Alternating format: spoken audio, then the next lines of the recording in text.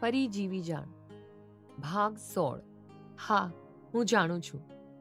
દૂર સુધી જતો રોડ અને રોડને કાંઠે આવેલી વિશાળ હોટેલના બગીચામાં મિસ્ટર ખંડેલવાલ, સંગીતાબેન અને નરેનભાઈ વાતો કરી રહ્યા હતા. અને એ વાતો કાર્તિક સાંભળી રહ્યો હતો. નંદિની એકાંત માણી રહી હતી. દૂર ઉભેલું યુગલ ઝઘડી રહ્યું હતું. નંદિની એકી ટશે એ યુગલના ઝઘડાની સાક્ષી બની રહી હતી. તેને જોઈ રહી હતી. કાર્તિકે નંદિની તરફ જોયું. પછી આશ્ચર્ય સાથે એ જે તરફ જોઈ રહી હતી એ તરફ નજર કરી. કાર્તિક પણ એ યુગલનો ઝઘડો જોઈ રહ્યો. તેની બાજુમાં રમી રહેલું 4-5 વર્ષનું બાળક રમતા રમતા રોડ તરફ દોટ મૂકી. કાર્તિકે એ જોતા જ ઉતાવળ સાથે બાળક પાછળ દોટ મૂકી. ભૂતકાળમાં હંમેશા પોતાના માતા પિતાને આમ જ ઝઘડતા જોઈને મોટી થયેલી નંદિની બેખબર એ યુગલનો ઝઘડો જોઈ રહી હતી. એ વિચારોમાં ડૂબેલી હતી. સિદ્ધાર્થ નંદિનીની બાજુમાં આવીને ઊભો રહ્યો. કાર્તિક બાળક સાથે યુગલ પાસે આવીને ઊભો રહ્યો. યુગલે ઝઘડો મૂકી કાર્તિક સામે જોયું. તમારા બાળકનો હાથ પકડી રાખો, એ ફરી રોડ તરફ જતું ના રહે. કાર્તિકે બાળકને યુગલને સોંપતા કહ્યું. Thank you so much. એ બાળકની માતાએ બાળકનો હાથ મજબૂતાઈથી પકડતા કહ્યું. જિમ્મેદારી જેવી વસ્તુ જ નથી આ સ્ત્રીમાં. એ સ્ત્રીના પતિએ પાછો ઝઘડો આદરતા કહ્યું અને સ્ત્રી પણ ખાર ભરેલા જવાબ બાળવા લાગી ગઈ. તારી પણ એટલી જિમ્મેદારી છે જેટલી મારી છે.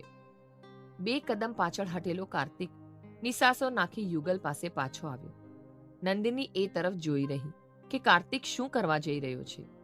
એ ધ્યાનથી સાંભળવા અને સમજવા માટે આતુર બની. એક્સક્યુઝ મી, સોરી ડિસ્ટર્બ કરું છું, પણ આ બાળક સામે ઝઘડો ના કરો, કાર્તિકે કહ્યું અને પછી પાછું ઉમેર્યું. આ બાળકે જ તમને જોડી રાખ્યું છે. હું જાણું છું કે તમારો આ ઝઘડો મીઠો ઝઘડો છે, પણ એ કડવાશમાં બદલાશે તો આકરું બની જશે. તમે તો કદાચ ટેવાઈ જશો, પણ આ બાળક જેમ જેમ મોટો થશે તેમ તેમ ચીડચીડો બનતો જશે. તેના જીવનમાં કડવાશ આવતી જશે.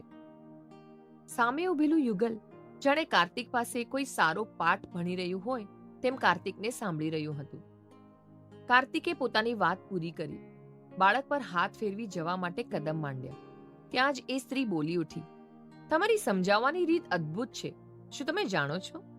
હા, હું જાણું છું, પણ મેં જે કહ્યું એ તમે સમજીને અમલ કરશો તો જ મારા શબ્દોની સાચી કિંમત થશે, કાર્તિકે કહ્યું ને એક સ્મિત વેરી તે જતો રહ્યો.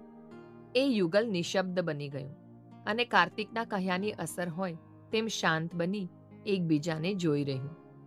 નંદિનીના ચહેરા પર એક રમણીય સ્મિત પથરાઈ ગયું. હું તને ક્યારનો કંઈ પૂછી રહ્યો છું, સિદ્ધાર્થે ફરી નંદિનીને પૂછ્યું. પણ વિચારોમાં ડૂબેલી નંદિની એ વિચારોમાંથી બહાર આવતા જ કહ્યું, હા, શું? તું અને કાર્તિક એક જ ઘરમાં રહો છો એમ ને? સિદ્ધાર્થે પૂછ્યું. હા તો, નંદિની તરત જ જવાબ બાળ્યો ને સિદ્ધાર્થ વધારે ગુસ્સે થઈ ગયો અને બોલ્યો, તો કંઈ નહીં.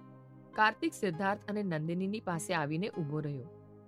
લાગે છે કે તમે બંને મળી ચૂક્યા છો, પણ એક કોલેજમાં અને એક જ ક્લાસમાં હોવા છતાં આપણે આ પહેલી વાર મળી રહ્યા છીએ. કાર્તિકે સિદ્ધાર્થ તરફ હાથ લંબાવ્યો.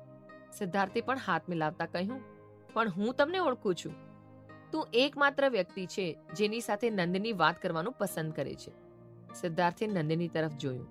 કાર્તિક અને સિદ્ધાર્થના મળતા હાથ સામે ઊભેલી નંદિનીને સિદ્ધાર્થ સામે જોયું અને પછી કાર્તિક સામે જોયું અને પાછળ ફરી ચાલવા લાગી. કોલેજમાં મળીએ, કાર્તિકે સિદ્ધાર્થને કહ્યું અને નંદિની પાછળ પગ માંડ્યા.